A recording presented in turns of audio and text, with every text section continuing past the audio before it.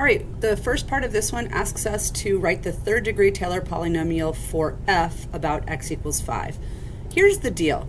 We're given that we have a Taylor series centered at 5, which is awesome, and then we're given the nth derivative at 5. And I want to remind you that the nth derivative is not the only part of the coefficient, because each term of a Taylor polynomial will be the nth derivative at its center times x minus the center to the n over n factorial. And a common error in this problem is that people forget the n factorial because they just assume this is the entire constant. So the first part of the problem asks us to write the third degree Taylor polynomial. So part A asks us first to put in the constant term. Now the constant term is given to us as 1/2. We just have to leave it as 1/2 because we could add in 1/2 times x minus 5 to the 0 over 0 factorial, but that's 1 over 1. So really, when they give you that 1/2, that's just your first term. So then we go with the first degree derivative, the first derivative, and we start by plugging in n values here. So -1 to the n is just -1 to the 1 times 1 factorial divided by 2 to the 1 times 3. That's just the nth derivative, so we multiply that by x minus 5 to the 1 over 1 factorial. And I'll start to clean that up in a few minutes, but I need to get up to my third degree term first.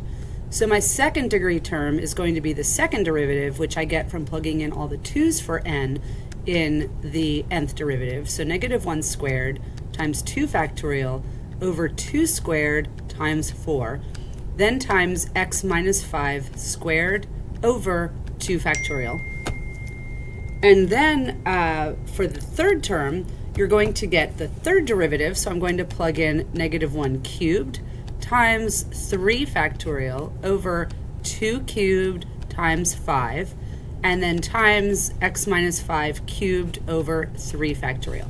And now it's time to start cleaning up. My 1/2 stays as 1/2. This term goes negative, and then in my denominator here I have a 6, so I just end up with x minus 5 to the 6th. Next term, -1 squared goes positive, so I have 2 factorial, which is 2, over, it looks like 16 down here. So 2 over 16 is 1 over 8.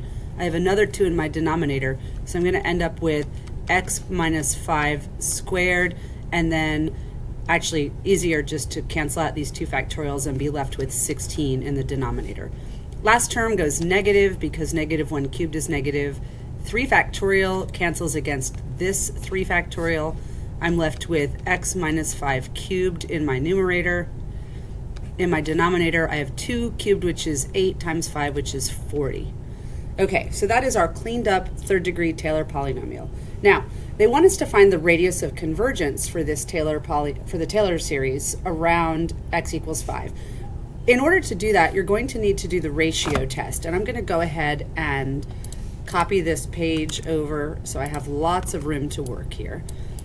Now, my ratio test is going to be based on this, so along with the rest of one term of a Taylor polynomial, the general term. So the limit as n goes to infinity. Don't forget, you have to have your absolute values. You have your -1 to the n times n factorial over 2 to the n. Excuse me, I need to be putting in n plus 1's here because it's the ratio test. So -1 to the n plus 1 times n plus 1 factorial, which I'm going to write as n plus 1 times n factorial, over 2 raised to the n plus 1 over not n plus 2 anymore, but n plus 3. Now multiply that by, oh, excuse me, that's not my entire term, that's just my derivative. So I need now my x minus 5 to the n plus 1 and over n plus 1 factorial, which I'll write as n plus 1 times n factorial. Now I multiply by the reciprocal of my original. So n factorial goes here.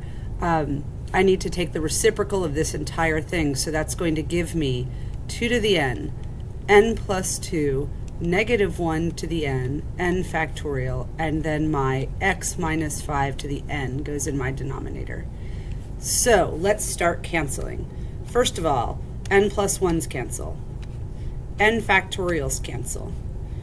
all of the alternators go away because it's the absolute value that we're taking. So that's easy.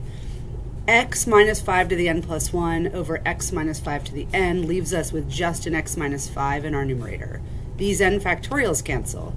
2 to the n over 2 to the n plus 1 leaves us with just a 2 in the denominator. Then I've got remaining this n plus 1 and this n plus 3. And I've got coefficients of x minus 5 over 2. Now n has the same degree in the numerator and denominator. So my limit is going to turn out to be, basically I'm simplifying to x minus 5 over 2, which has to be less than 1. So I'm going to first, let's put this in terms of a linear inequality.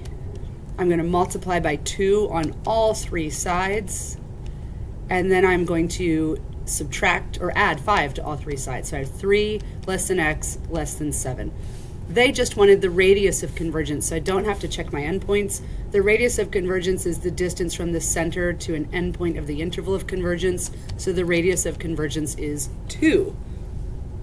Now I'm going to copy this over one more time, and we will get the third part of this question, which says, show that the 6th degree approximates the function, underlying function, f of 6 with error less than 1 over 1,000. So the 6th degree would mean that I need to use my next degree term. So I'm going to make sure that my next degree term is less than 1 over 1,000. So that just means plug in 7 for all of my n's. So negative 1 to the 7, 7 factorial, 2 to the 7th, 7 plus 2 is 9, and then of course x minus 5 to the 7th over 7 factorial. And again, I want the absolute value of this because this is an alternating series. And by the way, I needed to say that. This is an alternating series, so I can use the alternating series estimation theorem. Now, with the absolute value, this alternator goes away. 7 factorial over 7 factorial goes away. And they want us to plug in 6 for my x value. So my numerator becomes 1 to the 7th, which is 1. So the real question is 2 to the 7th times 9 going to be greater than 1,000? And we actually have to figure that out. I know that 2 to the 5th is 32, 2 to the 6th is 64, and 2 to the 7th is 128. So is 128 times 9 bigger than 1,000? It sure is, which means that this is less than 1 over 1,000. And I'm not going to bother multiplying this out. You know, there's no need to. Once it's very clear that this expression is less than 1 over 1,000, your error term is less than 1 over 1,000, and you have shown what you need to show.